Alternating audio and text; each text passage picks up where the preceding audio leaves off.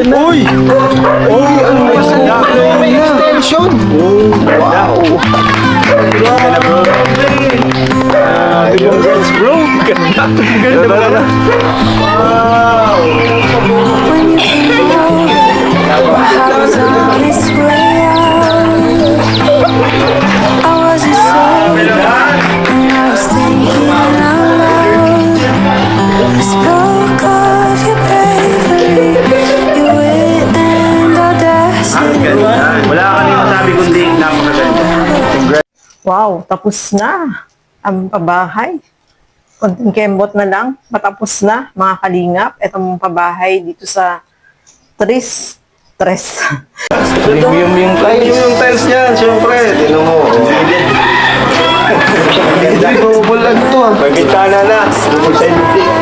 Parang short mo to, Super G. Talaga napakabait mo talaga. Ayos na. Ayos na tayo guys. Ay, may kulay na. Pink. Wow! Kulay pink ka.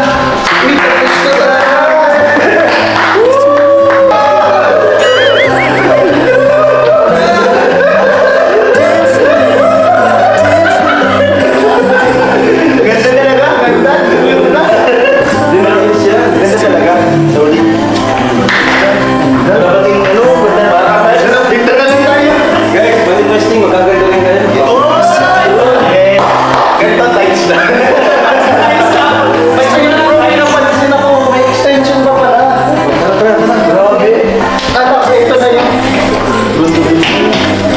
Saan ko pa, pipinturan nyo ba dito? Kaya kasi ko na talaga lang ako. Ito na pinisa nito. Pag snake makakit ng gatong. Tama yan. Hello. Shoutout kayo dito. Shoutout kayo. Shoutout po! Kayo lahat. Panteris niya din. Ayos. Yung kusina po nila. Ito pong... Ano? Dirty kitchen. Ako, pero... Dirty kitchen. Ito na po yung Pinturan pa dito yung CR. Okay, goods. Di na hiwala yung CR nila. Dito pa rin si Kuya. Paano pag malinis na yan? Kumusta si Maribel? Okay naman po. Ay, doon ka na rin mag-aaral? Opo. Okay lang sa'yo? Okay. Anong grade mo na nga? Grade 5 po. Grade 5. So, isa ka sa pinakamatanda doon. Yung sa mga kaklase mo? Opo. Pero kahit ganun, tuloy-tuloy naman yung pag-aaral mo. Di ka nahihiya sa kanila. Tama yan. At huwag mong ikahiya yan. Kasi ang mahalaga, kahit medyo mas matanda ka sa kanila, ang mahalaga, tinutuloy mo yung pag-aaral mo. No? Na ginagawa mo para sa iyong mga sa iyong pamilya. Kasi natuwa ako sa sinabi ni nanay, kaya daw nag-aaral ka kasi gusto mong tulungan sila nanay. Tama? Ano yung gusto mo bang maging pag nakagraduate ka, ano yung gusto mong matapos? Anong kurso? Ano bang gusto mong maging trabaho paglaki? Teacher po. Oy, teacher. Galing kasi dati nung tinanong kita parang wala din kayong gustong maabot, di ba? Kung ano pangarap nyo, di kayo sumasagot. Pero ngayon, kahit pa paano, sa pabalik-balik namin dito, ay natututo na kayo.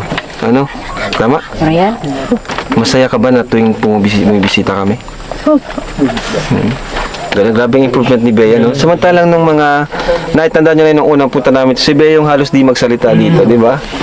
Pero ngayon, siya yung parang panganay. So, eto na nga, no, mga kasukay, mga kalingap. Muling binisita nila Kalingap Rob itong bahay ng Tatlong Maria at konting kembot na lang at matatapos na po. So, napakaganda, no, ng kulay, yung style, talagang mapapawaw ka sa ganda. Sabi nga nila is, talagang deserve na magkaroon ng bahay itong Tatlong Marias. At saka maganda yung lugar, no, mga kalingap, kasi malapit sa mga kapitbahay at maraming tao doon. So, na-imagine lang nila na kinikinita na etong tatlo is talagang magiging makikisalamuha sila sa iba, no? At maraming tao po doon, unlike dun sa kanilang bahay sa bundok na talagang sila lang yung magkakasama. Diyan, marami silang makikilala magiging maraming kaibigan. So, maganda po yun, no, mga kalingap. So, nakita po natin, napakalawak, no? Ganda. Napapawaw ka talaga sa ganda ng bahay nila. May sarili na silang kwarto, unlike doon sa bahay nila doon. Ngayon, yung bahay na yan is may kwarto, 2 kwarto, may CR, may kusina, at syempre napakalawak nung sala ng mga kalingap. So, napakaganda po, pati yung kulay, ang ganda rin.